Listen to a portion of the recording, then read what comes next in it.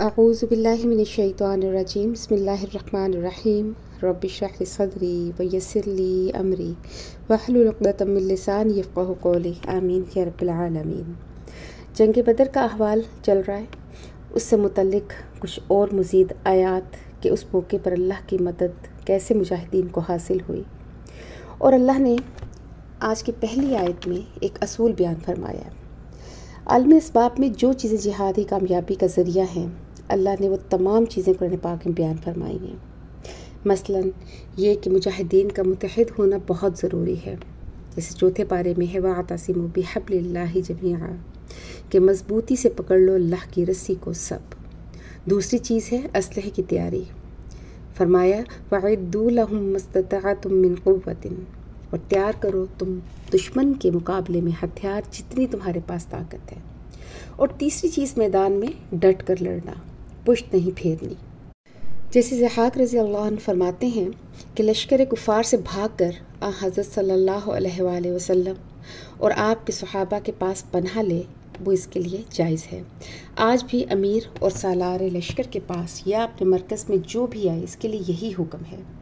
ہاں، اس صورت کے سوا نامردی اور بزدلی کے طور پر لشکر گاہ سے جو بھاگ کھڑا ہو، لڑائی میں پشت دکھائے، وہ جہنمی ہے اور اس پر اللہ کا غضب ہے، اور وہ حرمت کے گناہ کبیرہ کا مرتکب ہے۔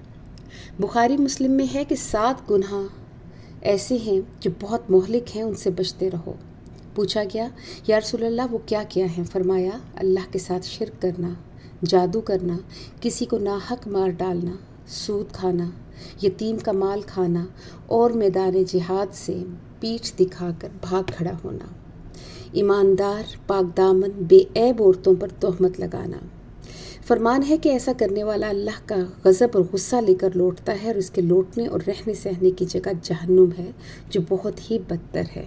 مگر 2 صورتوں میں اللہ پاک نے گنجائش رکھی ہے کہ جو شخص جنگ میں پینترا بدلے یا دشمن کو اپنے پیچھے لگا کر موقع سے فرار کرنے کے لیے بھاگے، یا اس طرح لشکر پیچھے ہٹے اور دشمن کو گھات میں لے کر ان پر اچانک چھاپا مار دے، تو بے شک اس کے لیے پیٹھ پھیرنا جائز ہے۔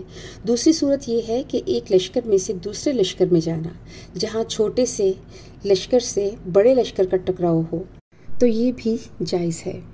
تو اللہ پاک فرماتے ہیں یا ایھا الذین آمنو، اے لوگو جو ایمان لائے ہو، اذا لقیتم الذین، کہ جب تم ملو ان لوگوں سے کافر جو کافر ہیں، زحفاً میدان جنگ میں۔ زحف کا مطلب ہے کہ جب باقاعدہ آمنے سامنے جنگ ہو، کیونکہ پہلی مرتبہ باقاعدہ جنگ ہو رہی ہے، اس سے پہلے چھوٹے چھوٹے چھاپا مار دستے جایا کرتے تھے۔ 8 ایسی مہمیں بدر سے پہلے ثابت ہیں۔ حضور جہاں جاتے تھے آپ ان سے معاہدہ کر لیتے۔ ان کو غزوات کہتے ہیں کہ جن میں آپ خود شامل ہوئے، اور سرایا کہ جس میں آپ نے شرکت نہیں کی۔ فلا تولوہم الادبار، پس نہ پھیرو تم ان کی طرف پشتیں، ومن یولہم یومئذ دبرا، اور جس نے پھیری اس دن اپنی پشت، یعنی جو میدان جنگ سے بھاگ گیا۔ او متحیزا الی فئۃ، یا ملنے والا ہے کسی جماعت کے ساتھ۔ فقد باء، پس تحقیق وہ لوٹا بغضب من اللہ، اللہ کا غضب لے کر، ومأواہ جہنم، اور ٹھکانہ ہے اس کا جہنم، وبئس المصیر، اور بہت بری جگہ ہے۔ اب مٹی کی اس مٹھی کا ذکر ہو رہا ہے جو آپ صلی اللہ علیہ وآلہ وسلم نے بدر کی لڑائی میں کافروں کی طرف پھینکی تھی۔ پہلے تو آپ اپنے خیمے میں چلے گئے اور اللہ سے بہت گڑ گڑا کر دعا کی، اور پھر کنکریوں کی ایک مٹھی اٹھا کر کافروں کی طرف پھینکی اور فرمایا ان کے چہرے بگڑ جائیں، ان کے منہ پھر جائیں، اور ساتھ ہی صحابہ کو حکم دیا کہ فوراً عام حملہ کر دو۔ ادھر حملہ ہوا، ادھر سے وہ کنکریاں اللہ نے اپنی قدرت کاملہ سے کافروں کی آنکھوں میں ڈال دی۔ وہ سب اپنی آنکھیں ہی مل رہے تھے کہ لشکر اسلام ان کے سر پر پہنچ گیا۔ بس اس میں اللہ تعالیٰ فرماتے ہیں فلم تقتلوہم، اور پس تم نے نہیں قتل کیا ان کو، ولیکن اللہ قتلہم، پس قتل کیا ان کو اللہ نے۔ وما رمیتا، اور نہیں پھینکی آپ نے ریت، اذ رمیتا، کہ جب آپ نے ریت پھینکی، ولیکن اللہ رما، اور لیکن اللہ نے پھینکا۔ وَلِيُبْلِيَ الْمُؤْمِنِينَ مِنْهُ، اور تاکہ انعام دے مومنوں کو اپنی طرف سے، بلاءً حسناً، اچھا انعام، ان اللہ، بے شک اللہ، سمیع علیم، سننے والا اور جاننے والا ہے۔ کام میں فاعل حقیقی یعنی ہر کام کا کرنے والا اللہ ہی ہے، لیکن چونکہ یہ خاص حالات تھے جس میں اللہ کی خاص مدد آئی تھی، ورنہ ہر کام اللہ ہی کرتا ہے۔ تفسیر ابن کثیر میں ہے کہ حکیم بن حزام کا بیان ہے کہ جنگ بدر کے دن ہم نے ایک آواز سنی کہ گویا آسمان سے کوئی کنکر کسی تشت میں گرا۔ اسی وقت رسول اللہ صلی اللہ علیہ وآلہ وسلم کی پھینکی ہوئی کنکریاں ہم میں پہنچیں اور ہمیں شکست ہوئی۔ ذالکم، یہ جو کچھ ہم نے کیا، وَأَنَّ اللَّهَ، اور بے شک اللہ، مُوہِنُ کَیْدِ الْکَافِرِین، کمزور کرنے والا ہے کافروں کی تدبیر کو۔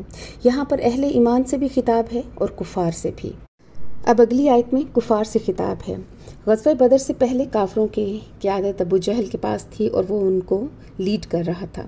مکہ سے نکلنے سے پہلے رات کو اس نے اللہ سے دعا کی، اللہم اہن من قطع الرحمہ، اے اللہ جو قطع رحمی کرے اس کو ختم کر دے یا اس کو ہلاک کر دے۔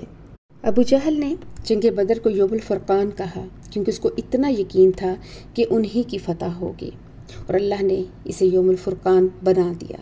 یوم الفرقان کا مطلب ہے فرق کرنے والا دن، یعنی جو حق و باطل کے درمیان فرق کر دے۔ اور اللہ تعالیٰ نے جو اس نے خانہ کعبہ کا غلاف پکڑ کے دعا کی تھی، اللہ نے اس کی دعا قبول فرمائی اور وہ ہلاک ہوا۔ تو اللہ پاک فرماتے ہیں ان تستفتحوا فقد جاءکم الفتح۔ ان الفاظ میں اللہ پاک نے ایک طنز کیا ہے کہ اے کافرو، اگر تم فیصلہ چاہتے ہو، فتح کی دعا کرتے ہو، تو پس تمہارے پاس فتح آ چکی۔ وَإِن تَنْتَحُوا، اور پس اگر تم باز آ جاؤ گے، فَهُوَ خَيْرٌ لَكُمْ، تو وہ تمہارے لیے بہت بہتر ہے۔ وَإِن تَعُودُوا نَعُودْ، اور اگر تم پلٹ کر آؤ گے مسلمانوں کے ساتھ یعنی لڑنے کے لیے، تو ہم بھی پلٹ کر آئیں گے، یعنی ان کی مدد کریں گے فرشتے بھیج کر۔ وَلَن تُغْنِیَ، اور ہرگز نہیں کام آئے گی، عنکم، تم کو، فئتکم شیئا، تمہاری جماعت یا تمہارا گروہ، ولو کثرت، اور اگرچہ کہ وہ بہت زیادہ ہی کیوں نہ ہو، یعنی جس کثرت پر ان کو گھمنڈ تھا، غرور تھا، وہ ان کے کچھ بھی کام نہیں آئے گا۔ اس لیے کہ وَأَنَّ اللَّهَ، کہ بے شک اللہ، مع المؤمنین، مومنوں کے ساتھ ہے، کہ مومنین کے ساتھ اللہ کی مدد اور نصرت ہمیشہ سے شامل رہی۔ اللہ مومنین کے ساتھ اس لیے ہے کیونکہ وہ اس کے رسول کے ساتھ ہیں۔ اللہ تعالیٰ کی ذمہ ہے کہ وہ اہل ایمان کی مدد کرتے ہیں۔ ان کے دشمن خواہ کتنی ہی سازشیں کریں، وہ ان کی سازشوں کو اپنی تدبیروں سے بے اثر کر دیتے ہیں، وہ ان کو مغلوب کر کے اہل ایمان کو ان کے اوپر غالب کر دیتے ہیں۔ مگر ایسا کب ہوتا ہے؟ ایسا اس وقت ہوتا ہے کہ جب اہل ایمان اپنے ارادے کو اللہ کے ارادے میں اس طرح ملا دیں کہ خدا کی مرضی اور اہل ایمان کی مرضی دونوں ایک ہو جائیں۔ جب بندہ اس طرح اپنے آپ کو خدا کے مطابق کر لیتا ہے تو جو کچھ خدا کا ہے وہ اس کا ہو جاتا ہے، کیونکہ جو کچھ اس کا ہے وہ خدا کو دے چکا ہوتا ہے۔ جیسے پیچھے میں نے بیان کیا کہ روانگی سے پہلے ابو جہل نے اور مشرکین نے خانہ کعبہ کا غلاف پکڑ کر اللہ سے دعا کی تھی کہ اللہ اس کی مدد کر جو دونوں لشکروں میں سب سے اعلیٰ ہو، جو دونوں گروہوں میں سب سے معزز ہو، اور جو دونوں قبیلوں میں سب سے بہتر ہو۔ اور پھر اللہ پاک نے ان کی دعا قبول کرتے ہوئے اس لڑائی میں سرداران مکہ کو کامل شکست اور اہل ایمان کو کامل فتح نصیب ہوئی۔ اور اس طرح یہ ثابت ہو گیا کہ اللہ کے نزدیک اعلیٰ و اشرف گروہ وہ نہیں بلکہ اہل اسلام ہے۔ اس کے باوجود انہوں نے اسلام قبول نہیں کیا۔ جو لوگ ایسا کریں ان کے لیے آخرت میں سخت ترین عذاب ہے، اور اسی کے ساتھ دنیا میں بھی۔ ابو جہل نے کہا تھا کہ اللہ پاک دونوں میں جو سب سے اعلیٰ اور اشرف ہے اس کو فتح دے۔ یہ بظاہر دعا تھی، مگر حقیقتاً وہ اپنے حق میں بہت فخر کے ساتھ پر اعتماد ہونے کا اظہار تھا۔ اس کے پیچھے ان کی یہ نفسیات کام کر رہی تھی کہ ہم کعبہ کے پاسبان ہیں، ہم ابراہیم اور اسماعیل سے نسبت رکھنے والے ہیں، جب ہمارے ساتھ اتنی بڑی فضیلتیں جمع ہیں تو جیت بہرحال ہماری ہی ہوگی۔ مگر اللہ کے یہاں ذاتی عمل کی کوئی قیمت نہیں، نہ ہی کسی نسبت کوئی کام آئے گی کہ اگر آپ کے پاس وہ عمل نہیں ہے جو اللہ کے یہاں مقبول ہے۔ اس سے ہمیں یہ بھی سمجھ آ جاتا ہے کہ ہم اگر امت محمدی ہونے کا دعویٰ کرتے رہیں اور ہمارے اعمال اللہ کے حکم اور نبی کی سنت کے مطابق نہ ہوں تو ہمارا یہ دعویٰ بالکل بیکار ہے۔ تو اللہ پاک سے دعا ہے کہ اللہ پاک ہمیں ایسے اعمال کی توفیق دے کہ جن کے ذریعے ہم اللہ کو راضی کر سکیں، اور ایسے طریقے سے زندگی گزاریں جو طریقہ ہمیں آپ صلی اللہ علیہ وآلہ وسلم بتا کر گئے۔ اور ایسا کامل ایمان اللہ پاک ہمیں عطا کریں کہ جو اللہ پاک نے ہمارے صحابہ کو دیا۔